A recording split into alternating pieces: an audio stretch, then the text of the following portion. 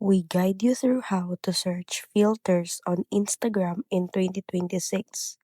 Starting right from your home screen, open Instagram, tap the plus icon to create a story or reel, then swipe left at the bottom until you reach the Browse Effects option. Tap it to open the effects gallery, and from here, use the search bar at the top to type the name of a specific filter, creator, or keyword like glow, cinematic, or vintage.